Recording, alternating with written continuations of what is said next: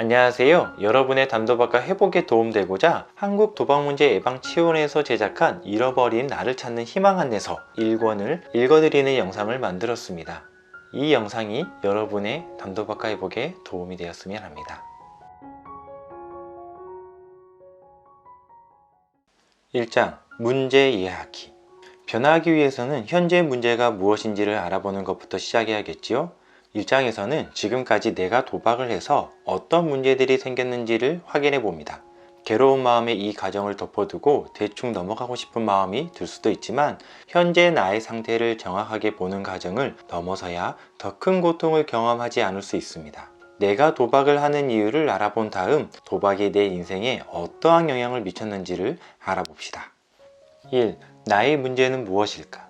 일국시의 경륜장 베팅 이야기. 일국씨는 토요일 점심에 여자친구를 만나 식사를 하고 여자친구와 함께 경륜장에 가서 두 경기를 보면서 총 2만원을 베팅했다. 첫 번째 경기에서는 1만원을 잃고 두 번째 경기에서도 1만원을 잃었다. 그런데 두 번째 경기에서는 정말 아슬아슬하게 잃어서 조금 아쉬운 마음이 들긴 했지만 2시간 정도의 재미난 영화를 보며 스트레스도 풀고 재미있게 잘 즐겼다는 생각을 하며 자리를 털고 일어났다. 그리고는 부모님 결혼기념일 저녁 식사가 있어 약속 장소로 향했다. 철수씨의 경륜장 베팅 이야기. 철수씨는 토요일 점심에 경륜장에 가서 오늘은 한 경기만 베팅을 하고 경기장을 나오겠다고 다짐을 했다. 경기가 시작되었고 자신이 돈을 걸었던 선수가 내내 선두를 지키며 잘 돌았다. 철수씨는 손에 땀을 쥐며 심장이 뛰는 것을 느꼈고 이번에 잘 되면 아내 모르게 통장에서 빼낸 100만원도 채워놓고 아내가 평소에 갖고 싶어 하던 가방도 선물할 수 있을 거라는 생각에 짜릿한 행복감과 뿌듯함이 온몸을 휘감았다. 하지만 돈을 걸었던 선수가 결승 지점에 다다라서 3위로 쳐지는 것을 보는 순간 맥이 풀리며 자리에 주저앉았다. 이대로 집에 갈 수는 없다는 생각, 이번 한 판만 해보면 될 것 같다는 생각, 아내의 환한 얼굴이 머릿속에 한때 떠오르며 초조함과 절망감이 한꺼번에 몰려왔다. 그래, 딱 한 판만 더 해보자. 방금 전에는 내가 운이 좀 모자랐어. 한 판만 더 해보고 정말 집에 가자라고 다짐했다. 그러면서 신용카드 현금 서비스를 받아 발매 창구에서 경주권을 샀다. 처음에 경기를 향할 때 딱 한 경기만 보고 나오겠다던 결심은 온데간데 없이 사라졌다. 사례에 대해서 들어보셨나요? 여러분은 누구의 모습에 더 가까우신가요? 여러분은 스스로 도박 문제가 있다고 생각하거나 주변 사람들이 권유를 해서 이 내용을 접하게 됐을 것입니다. 나는 문제가 없다고 생각하는데 주변의 권유 때문에 이 내용을 접하게 된 경우라면 도박이 일상의 흥미를 불러일으키는 즐거운 여가 활동 중에 하나라고 생각할 수 있습니다. 그렇다고 하더라도 이 내용을 들으면서 예방 차원에서 도움을 받을 수 있습니다. 이 영상을 접하게 되고 이렇게 첫 번째 내용을 듣고 있다는 것만으로도 회복을 향한 의미 있는 한 걸음을 내디딘 것입니다. 변화는 현재 자신의 문제가 어떠한지를 알아차리는 것부터 시작됩니다. 도박과 관련하여 현재 자신의 상태를 알아보기 위해 다음 질문에 답을 해보세요. 가장 최근에 도박을 했었던 한 달을 떠올리면서 그 한 달간 사용한 돈과 시간을 솔직하게 적어보세요. 한 달간 도박에 쓴 돈. 한 달간 도박을 한 날에 하루 동안 도박에 쓴 금액을 곱하면 한 달간 쓴 도박에 쓴 돈이 나옵니다. 한 달간 도박을 한 날, 하루 동안에 도박에 쓴 시간을 또 곱하면 한 달간 도박에 쓴 시간이 나옵니다. 여러분의 결과는 어떠한가요? 그 결과를 보면서 어떠한 생각과 느낌이 드시나요? 도박을 통해 스트레스도 풀고 사람들과 친해지기도 하고 적당하게 즐기신 것 같나요? 아니면 도박에 지나치게 빠져 가족과 갈등이 생기고 일에 집중이 안 되고 일상에서 다른 즐거움을 느끼지 못하는 등 생활의 균형이 깨졌나요? 지금 당장은 내가 도박을 적당히 잘 즐기고 있다는 생각이 들더라도 어떠한 도박 중독자도 처음부터 문제가 심각하게 드러나지 않는다는 사실을 명심하시길 바랍니다. 중독은 서서히 진행되는 문제이므로 큰 문제로 번지기 전에 자신을 잡을 수 있는 기회가 필요합니다. 내가 도박에 쓴 시간과 돈을 눈으로 확인해 보면 후에 죄책감이 들 수도 있고 남을 탓하는 마음이 생길 수도 있고 현실을 인정하고 싶지 않은 마음이 들 수도 있을 것입니다. 도박에 쓴 돈과 시간을 다른 활동하는 데 썼다면 어떠했을까요? 가족과 함께 여행을 가거나 내가 좋아하는 공연을 보러 가거나 자녀의 장난감을 사는데 시간과 돈을 썼을 수도 있지 않을까요? 어떠한 마음이 생기든 그 마음을 있는 그대로 바라볼 수 있으면 됩니다. 문제를 되돌아볼 수 있는 기회를 마련하여 이와 관련된 생각과 느낌을 바라보는 것이 바로 회복의 시작입니다. 변화를 향한 발걸음을 본격적으로 내딛기에 앞서 마음 한편으로는 나에게 정말 문제가 있는 것일까? 내가 정말 변화해야 할까? 와 같은 의문이 들 수 있습니다. 자신에게 정말 변화가 필요한지 또는 자신이 정말 변화를 원하는지 알아보기 위해 다음 질문에 답해 보시기 바랍니다. 도박 문제 확인하기. 질문에 대해서 나는 해당되는지 안 되는지 예와 아니오로 생각해 보시면 됩니다. 첫 번째, 도박에 쓰는 돈이 지나치게 많아 생필품, 의료비, 교통비, 다른 여가 활동 등 다른 곳에 쓸 돈이 부족하다. 둘, 도박에 쓰는 시간이 지나치게 많아 가족, 일, 다른 여가 활동 등 다른 중요한 활동을 하기 위한 시간이 부족하다. 셋, 대부분의 시간 동안 도박에 대한 생각을 하느라 일, 대화 등 다른 활동에서 집중력이 떨어진다. 넷, 도박할 기회가 있으면 참기 어렵거나 일단 한번 도박을 시작하면 멈추기 어렵다.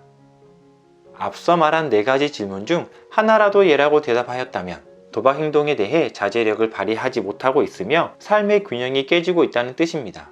도박이 더 이상 즐거운 여가 활동이 될 수 없으므로 변화가 필요한 시점이라고 볼 수 있습니다. 2. 나는 왜 도박을 할까? 사람들마다 도박을 하는 이유는 여러 가지이며 그 이유는 제각기 다를 수 있습니다. 자신이 어떠한 이유 때문에 도박을 지속하는지 그 이유를 알면 행동을 변화시키는 데 도움이 됩니다. 다음은 사람들이 도박을 하는 일반적인 이유를 정리한 목록입니다. 나는 몇 개가 해당되는지 한번 생각해 보시길 바랍니다. 도박하는 이유 찾기. 하나, 여가 생활이나 레저 목적에서. 둘, 기분을 전환하기 위해서. 셋, 모험을 하는 재미에서. 넷, 긴장을 즐기고 싶어서. 다섯, 짜릿한 흥분과 쾌감을 느끼고 싶어서. 여섯, 사람들과 친목을 도모하기 위해서. 일곱, 사람들과 더 잘 어울리기 위해서. 여덟, 우울할 때 기분이 울적할 때. 아홉, 외로울 때 외로움을 잊고 싶을 때. 열, 괴로운 현실을 잊고 싶어서. 11, 쉽게 돈을 벌 수 있어서. 12, 한 번에 큰 돈을 만질 수 있어서. 여러분은 12가지의 도박하는 이유 중에서 몇 가지가 해당이 되시나요? 자신이 해당되는 부분들을 기억하시길 바랍니다. 자, 각각의 이유에 대해서 어떠한 전략이 필요한지 이제부터 이야기 드리겠습니다.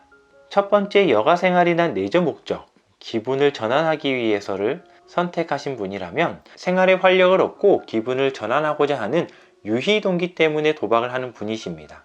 하지만 도박이 지니고 있는 위험성을 충분히 숙지하지 않았을 경우 시간이 지나면서 도박으로 인한 어려움을 경험하게 됩니다.